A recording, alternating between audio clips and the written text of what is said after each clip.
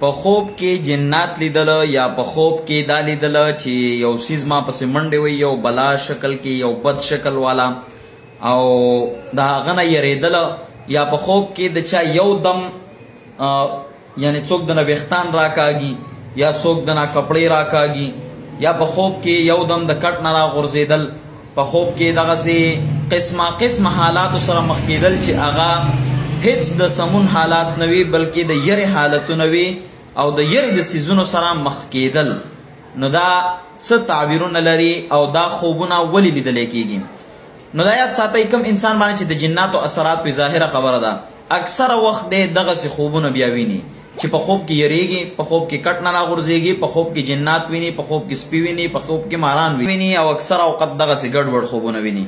نو کم انسان باندې هم چې دا د جناتو اثرات په عموما همدغه علامات دي، دا یاد ساتئ ښه. دې علاماتو کې دا هم شته، کیدای شي د سحر اثر هم دغسې، بیا په دې علاماتو کې دا هم شته چې دا به کیدای شي د سحر اثر هم وي. نو به هر حال د دې لپاره علاج ضروری دی چې علاج وشي انشاءالله. امید دی بیا داسې ګډوډ خوبونه هم سړی نه ویني او داسې قسمه په خوب کې یریږي هم نه، په خوب کې دغسې تکلیف هم ورته نه میلاویږي.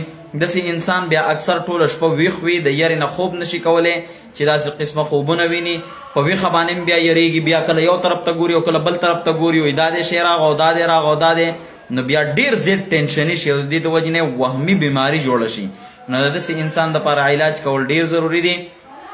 اکثره ملګري ما ته دلته راشي علاج ته، نو الحمدلله ښه کامیابه علاج وشي، په دویم ظلم راشي، په دریم ظلم راشي، په څلورم ظلم راشي، ښه مطمئنه ښه خوشحاله.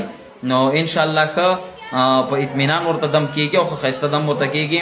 نو ټایمنګ کې البته ډېر ملګري خطا کېږي، نو دا یاد ساتئ چې د سحر 9 بجو نه د 4 بجو پورې ټیم وي، د هغې نه وروستو بیا زه دمونه نه کوم، بیا زه یا په سفر یم او یا نورو ضروریاتو پسې وځم، نو مجبوره یم چې همدغه ټیم کې دم وکړم، د دې نه وروستو بیا دم نشم کولی. د هغه خلکو دپاره د ما معذرت چې کوم د لرې نه م راشي او بیا د دم ټیم نه وي، نو بیا ما دې نه مجبوره کوي.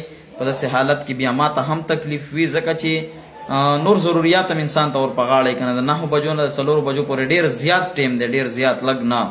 خلک د 1 بجې او د 2 بجو پورې ټیم ورکوي، موږ بیا هم د 4 بجو پورې ټیم یې ښی دی.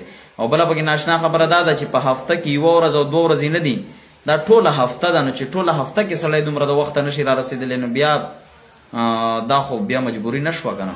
جزاکم الله.